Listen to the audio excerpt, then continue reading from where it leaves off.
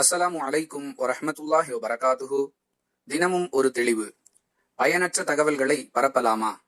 இந்த கேள்விக்கான தெளிவை இன்ஷா அல்லாஹ் இந்த ஆடியோவில் அறிந்து கொள்வோம். அன்பிற்குரிய சகோதர சகோதரிகளே, பொதுவாகவே மனிதர்கள் தங்களுக்கு ஒரு செய்தி தெரிந்துவிட்டது என்று சொன்னால் அதை யாரிடமாவது சொல்ல வேண்டும், அப்பொழுதுதான் அவர்களுடைய மனம் அமைதி பெறும் என்ற இயல்பிலேயே வளர்ந்து வருகின்றனர்.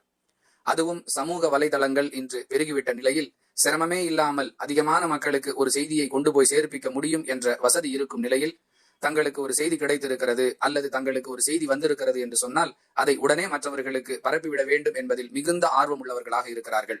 அந்த செய்தியை கொண்டு யாருக்காவது ஏதாவது பயன் ஏற்படுமா, அதை கொண்டு இம்மை அல்லது மறுமை லாபங்கள் ஏதாவது இருக்கின்றதா, அது பற்றியெல்லாம் கவலை இல்லை. எதையாவது பரப்பிக்கொண்டே இருக்க வேண்டும் என்பதற்காக தங்களுடைய நேரத்தை, பொருளாதாரத்தை, உடல் உழைப்பை வீணடிக்கக்கூடிய ஒரு சூழலை பார்க்கிறோம். இன்னும் ஒருபடி மேலே சென்று சொல்லுவதாக இருந்தால், பயன் ஏற்படாது என்பதை கடந்து பாதிப்பு ஏற்படக்கூடிய சில செய்திகளும் இருக்கின்றன.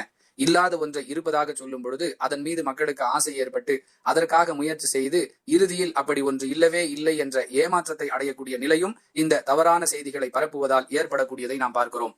ஒரு கடையின் முகவரி அல்லது தொலைபேசி எண் கொடுத்து இங்கு அது கிடைக்கிறது, இவ்வளவு குறைவான விலைக்கு இது கிடைக்கிறது, இந்த இடத்தில் இவ்வளவு சம்பளத்திற்கு இந்த வேலை, இந்த இடத்தில் குறைந்த கட்டணத்தில் இந்த படிப்பை படிக்கலாம், உறுதியற்ற இது போன்ற சில செய்திகளை பரப்புவதால் பார்க்கக்கூடியவர்கள் உடனே அதற்காக முயற்சித்து தங்களுடைய பணத்தை வீணடித்து ஏமாந்து போகக்கூடிய நிலைக்கெல்லாம் ஆளாகிறார்கள்.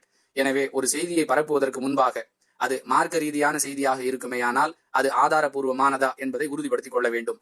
உலகம் சம்பந்தப்பட்ட வேலை வாய்ப்பு, கல்வி, பொருட்களை வாங்குவது சம்பந்தமான செய்திகளாக இருக்குமேயானால் அதனுடைய நம்பகத்தன்மையை உறுதிப்படுத்திய பிறகே பரப்ப வேண்டும். இதுதான் ஒரு இறை நம்பிக்கையாளனுக்கு அழகு, மனித தன்மைக்கு ஏற்றது. ஏனென்றால் வீணான செயல்களை விட்டு விலகி இருப்பது மூமின்களின் அடையாளம் என்று அல்லாஹ் திருக்குரானுடைய 23வது அத்தியாயத்தின் துவக்கத்திலேயே சொல்லி காட்டுகிறான். எனவே வீணானவற்றை விலகி நாம் நம்மை முஃமின்களாக அல்லாஹ்விடத்தில் அடையாளப்படுத்த முயற்சிக்க வேண்டுமே தவிர பயனற்ற தகவல்களை பரப்பி நாமும் நட்டமடைந்து மற்றவர்களுடைய நட்டத்திற்கும் நாம் காரணமாகிவிடக் கூடாது. வாஹிரு தஅவானா அனில் ஹம்துலில்லாஹி ரப்பில் ஆலமீன். அஸ்ஸலாமு அலைக்கும் வரஹ்மத்துல்லாஹி வபரகாத்துஹு.